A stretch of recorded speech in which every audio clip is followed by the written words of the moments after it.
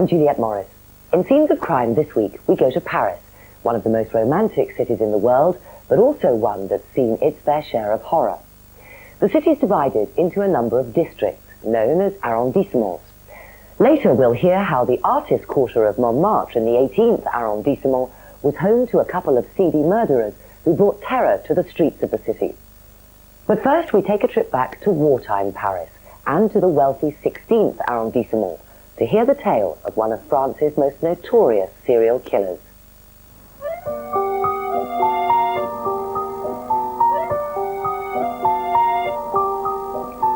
The 16th arrondissement is the chicest area of Paris, possibly the last place you'd expect to uncover one of the most macabre events in France's history.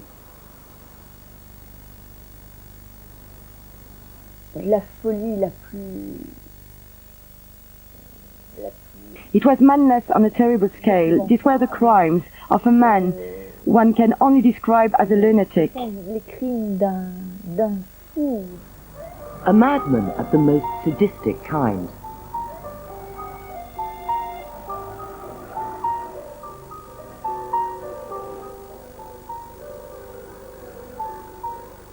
Les regardait agoniser. He watched them die in agony under the effect of deadly gas, which he piped into the room. He watched all of this through a spy hole.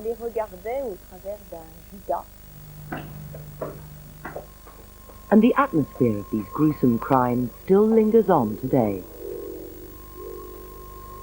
This is where it happened, this is where the oven was, and where he burned his victim. There's hardly anything left today. The spirits here are still strong.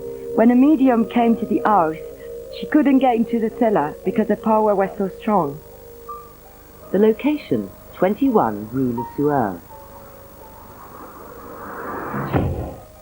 The time, World War II. The murderer, Dr. Petiot. Married with a family, he ran a successful medical practice. From the outside, he appeared perfectly normal, but appearances can be deceptive. In May 1941, Dr. Petiot bought number 21, which has since been pulled down and rebuilt.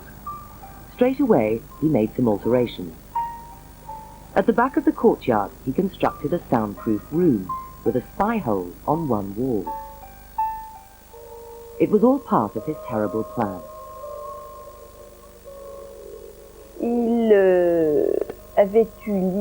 He had the idea of attracting Jewish people. They were pursued by the Nazis.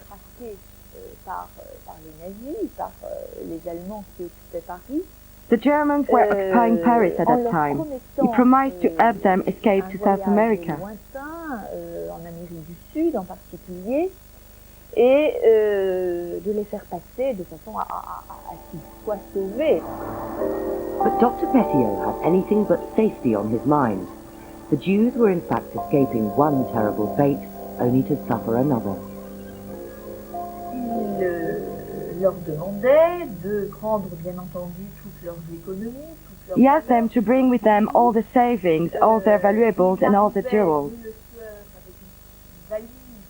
They came to Rue Le Sueur with their luggage containing all their belongings.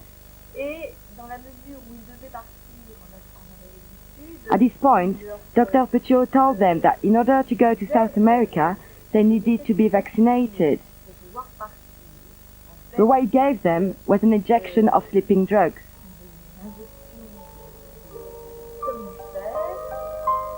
After they'd succumbed to the fatal effects of the drugs and gas, Petiot's victims were lowered into a lime pit by pulley. At least 20 people, though probably many more, met their deaths in this way.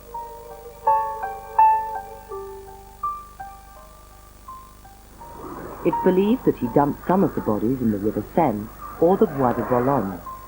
Others were brought down to this basement to be dismembered and burned. He carried on undisturbed for 3 years. Finally, in 1944, the neighbours got suspicious.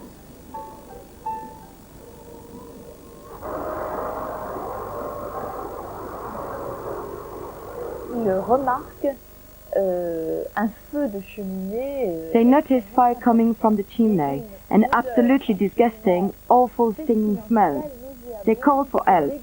The firemen arrived on the scene, and in their attempt to find the reason for the blaze, they entered the basement of the house in Rue Le Sieur. Les pompiers.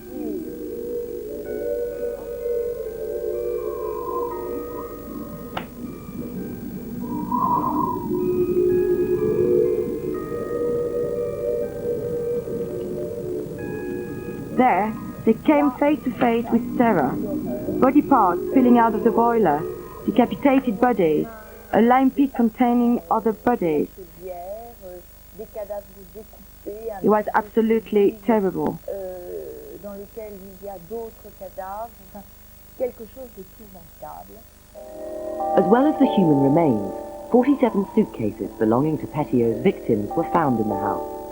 The doctor himself was nowhere to be seen. The hunt was on. How he'd got away with such a massive crime in the paranoid atmosphere of occupied Paris beggared belief. Tout le monde s'inquiète à Paris dans ces années-là. Les concierges dénonçaient, Everyone was frightened in Paris at that time. If a neighbor saw something suspicious, they would often go to the Nazis or the military police. Il y avait quelqu'un un peu bizarre à côté d'eux. On dénonçait aux Allemands, on dénonçait à la milice de façon extrêmement fréquente. Alors, How Dr. Petiot managed to commit all his crimes without being noticed by the neighbors is impossible to understand. Du voisinage pendant si longtemps, je ne vois pas vraiment d'explication. 2 months after the liberation of the city in October 1944, Petiot was caught, disguised as a member of the resistance. Tried at the Palais de Justice, he was charged with 20 murders, though he boasted of 63. Estimates have put the profits from his terrible trade at well over £1 million. Le tout Paris s'est déplacé à l'occasion du procès. C'était vraiment The whole of Paris was at the trial. It was really a sensation. Petiot s'est donné un spectacle. Petiot put on quite a show. He was defended by one of the most famous barristers of the time. But despite his professional skills, he couldn't get his client off. Malgré toute cette compétence, n'a pas réussi à défendre. He pleaded diminished responsibility, but it was not accepted. Jusqu'au bout, l'irresponsabilité n'a pas été déclarée comme telle. Petiot was sentenced to execution by guillotine, the method used in France until the abolition of the death penalty in 1981. But what could have driven him to carry out these dreadful crimes? Il a commis ce meurtre, pourquoi? Pour des raisons. He committed these murders for many different reasons. Il y avait aussi Certainly for profit, and also partly for sadistic pleasure. He has never been proven to be anti-Semitic. I think he took advantage of the fact that the Jews were being persecuted. L'opportunité que lui offrait la possibilité d'attirer des personnes juives. C'était celle que l'on traquait. During the war, countless acts of horror and violence were perpetrated by the Nazis across Europe. But no one would have guessed that similar horrors could have happened in the heart of Paris. With Dr. Petiot's execution towards the end of the war, the reign of one of France's most horrific serial killers was brought to an end. After the break, an equally brutal wave of murders which terrorized Paris, only they happened much more recently.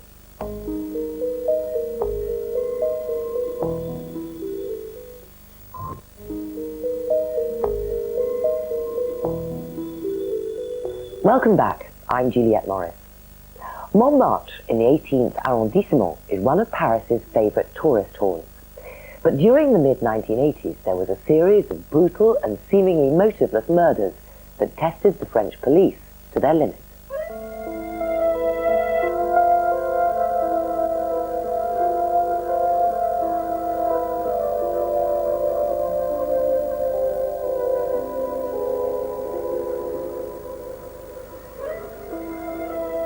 C'était choquant dans la mesure où toutes les victimes étaient des personnes d'environ 80 ans. It was shocking because all the victims were very old, aged around 80.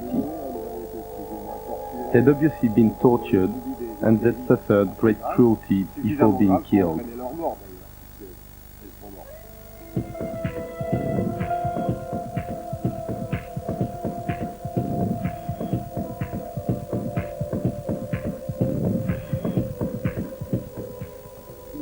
We were totally in the dark. We really had no leads to follow at all.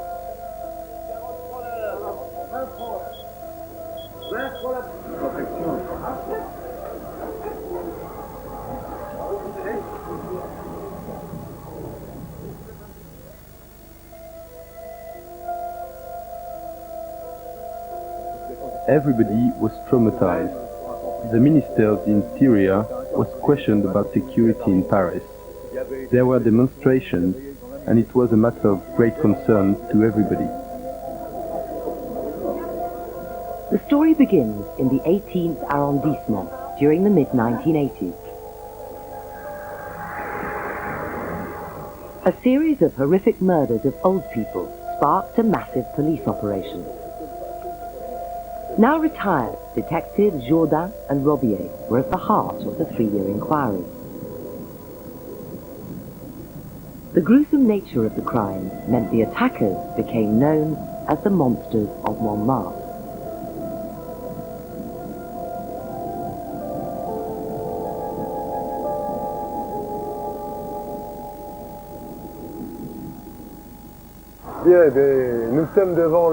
Now we're in front of the home of Madame Petiot, 53 Rue Le Pic. It's a busy enough street, the shops are close by, and there's a market down the road.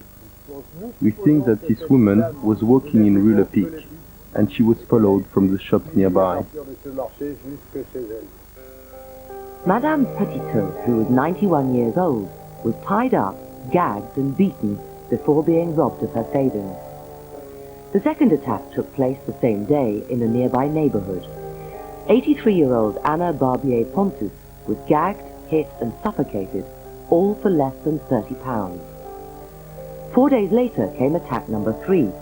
The fire brigade were called to a blaze in the Rue Nicolet, where they found the body of 89-year-old Suzanne Foucault. She'd been tied up and suffocated with a plastic bag. Her watch had been stolen and just a few francs in cash. We don't think that the choice of victims was premeditated. It was pure luck who was chosen as a victim and who wasn't. For a month, Montmartre was spared the horror of murder, until on the 5th of November, another body was found. This time, the killer had struck in the red light district. In the center of Montmartre, there's a tranquil village-like atmosphere, but now we're in the seedy tourist area. This is number 60, Boulevard de Clichy, the home of Madame Tegariesco, one of the victims. We are very close to the Rue Le Pic, which begins 50 meters from here. This area is much more lively and much more crowded. That gave the criminals an advantage because people don't pay attention to what anyone else is doing, and it meant that they could mix in without being noticed. Victim number 5, Madame Tegariesco, had been battered to death. This time the assassin had made off with £1,000 in treasury bonds. From then on, the murders became increasingly vicious.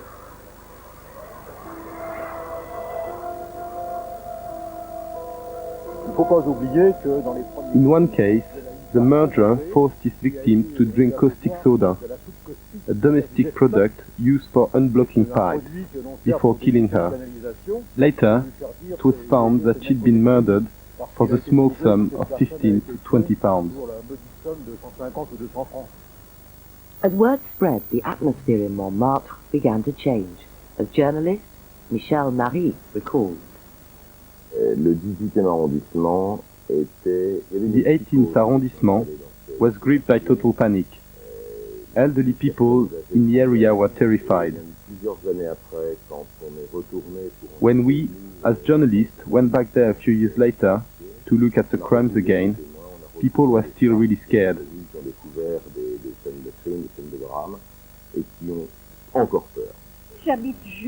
I live right here, and I remember this time very well.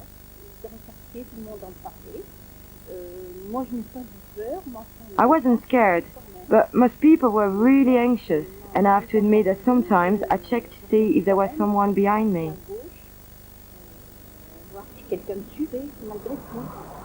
The next murder occurred right on the lady's doorstep.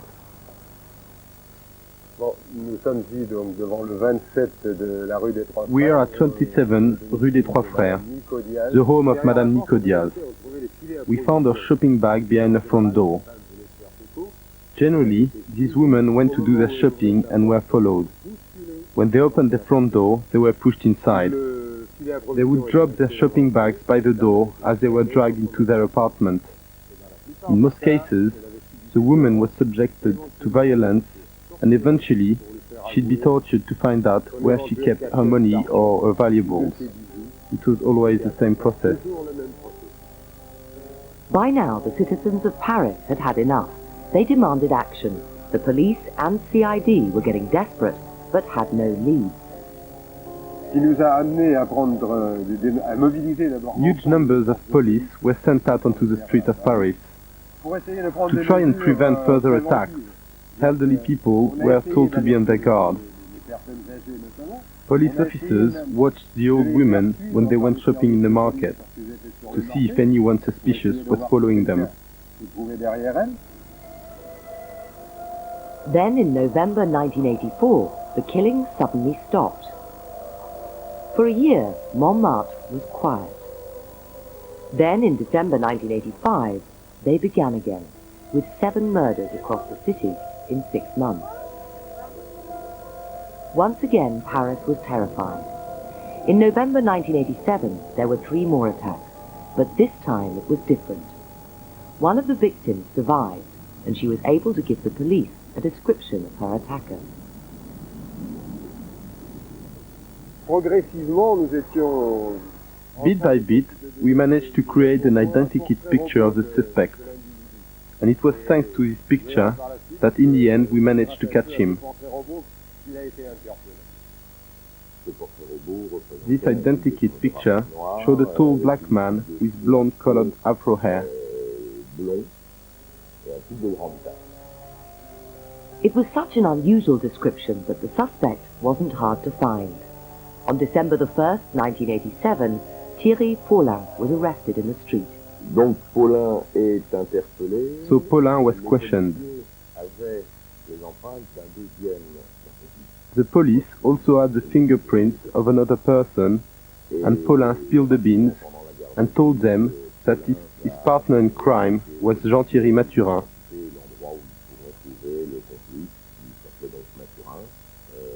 They lived together, committed crimes together. They were a couple of murderers.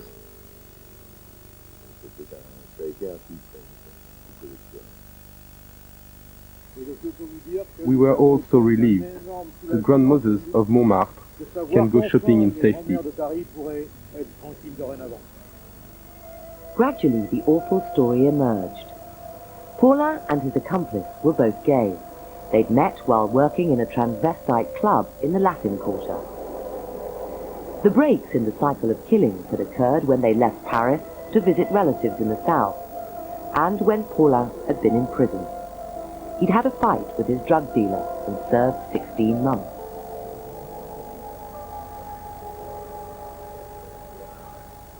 Il menait une vie dissolue. Et bah, en plus de ça, They led a very depraved life, and as well as that, to show off to their friends, they organized parties with the victims' money.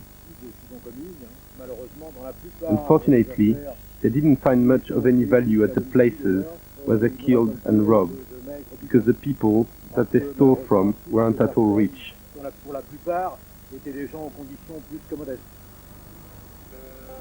The pair had lived in various hotels around Paris, including one near Montmartre.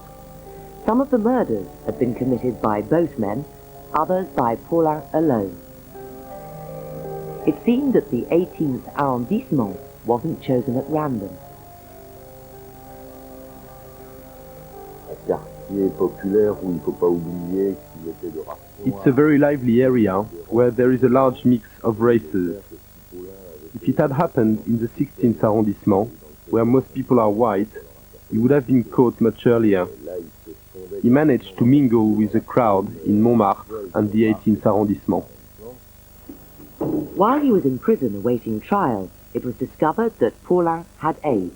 Some felt this explained his recklessness. Ils étaient dans la vie de paumés. There were two bits of low life doing anything they could for money, including committing crimes. Paulin knew he was suffering from an incurable illness and that he didn't have long to live. He just blew a fuse.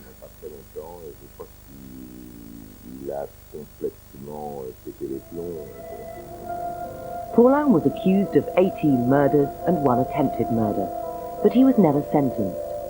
Just before the trial was due to start, he died. For his part in 8 murders and 1 attempted murder, Thierry was sentenced to life.